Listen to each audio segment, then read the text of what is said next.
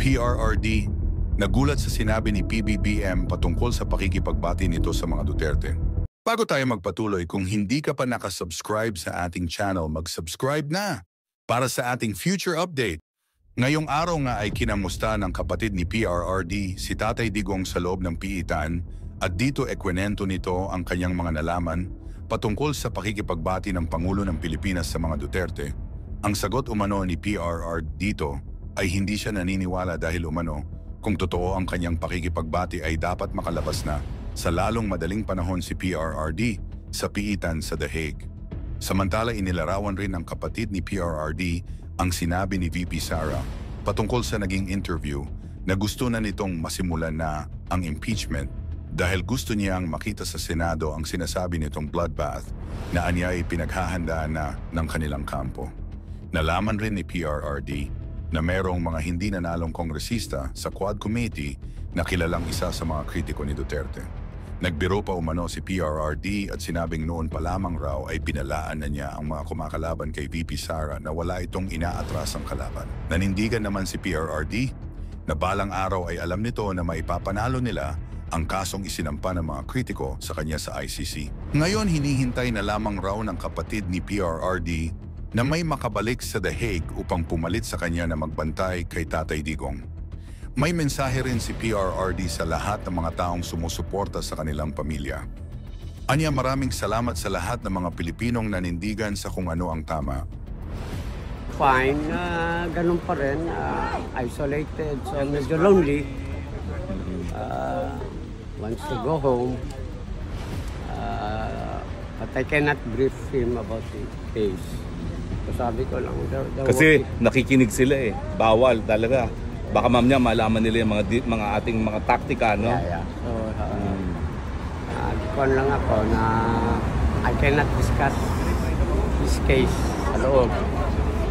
So, mostly ang di-discuss namin, nag-brief ulit ako sa kanya sa politika sa atin, kay BP. Sabi ko si BP, ayaw ng kwan. Gusto niya matuloy yung impeachment kasi gusto niya bloodbath. Ano sabi ni Tatay Digong doon? Sabi niya? Sinabi ko na yan sa kanila ng isog yung bayanan. Ano sabi? Isog? Isog si BP. Isog si BP, matapang si... Ko, hindi mo na mapigilan yan si...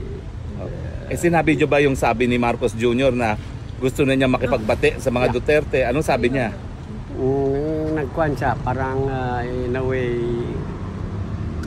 He doesn't believe it dahil nakakulong siya eh, no? Wala siyang sinabi, gumanon lang siya. Gumanon-ganon lang siya. Okay. So, sabi niya, sinabi lang niya na bantay sila dyan kay Sara.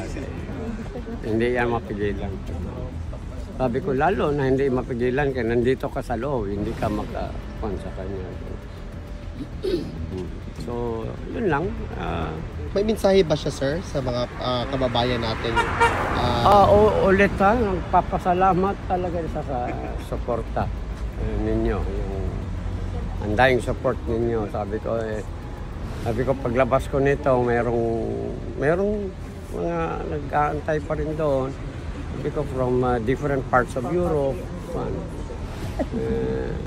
Although sinabi niya na parang concerned din siya sa inyo na you know, you have to go all the way here just to go on. Pero sabi ko, hindi mapigilan yan kay sila man ang gusto. So sabi niya, salamat lang talaga daw. Nabanggit niyo ba ho yung ating marcha nung 17 at yung naparating na pagtitipon sa 24 sa 24 po? Yeah, I mentioned that. Sabi ko ito sa big crowd. Tapos sabi niya, really? Sabi ko, meron. Tapos there will be another one sa 23 ba yan? 24. 24. And then sabi ko, and then another one kung dadating na si... Sinabi niyo na may posibilidad na darating si Inday Sara. So, ang kuha na lang natin, if ever kung dumating si Sara, ako naman medyo... Uuwi. Balik na muna doon. So whoever kung sinong dadating sa mga anak, so silang take over. Ako talaga, all I can do sa loob because as I said, cannot discuss the merits of the case doon. So nag-brief lang ako sa kanya sa pangyayari sa Pilipinas. Paano po ang briefing nyo? Anong sinabi nyo latest development sa Pilipinas? Sinabi ko kaya yung si BBM gusto ng reconciliation, si Dilimam, null and void yung kanyang acquittal, si Tiangco, tsaka si Tamba, banggaan. So, Sinabi niyo yung sinabi ni Tiangco? Sinabi ko lang na yung sa sila nagsimula May? na yung Oo. pera.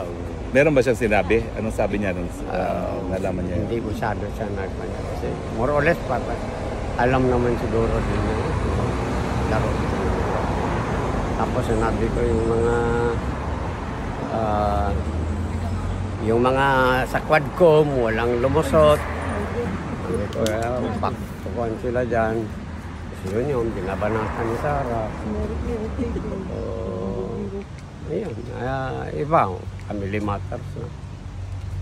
So, yun lang. I need to be updated ako talaga ng mga pangyayari so that pag andun ako, ma-feed ko sa kanya. Sige, sa susunod po, bigyan ko kayo ng briefer, mga balita sa Pilipinas. Yeah. No? Parang yung binibigay namin dati sa kanya, no? Yeah. Para malaman niya kabuuan ng balita. Well, alam nyo, ang mensahe talaga, nung nalaman niya na gusto ng bloodbath ni Inday Sara Duterte, ang mensahe niya, talagang si Sara ay hindi mo mapigilan. Hindi mo mapigilan. Sinabi ko na dati,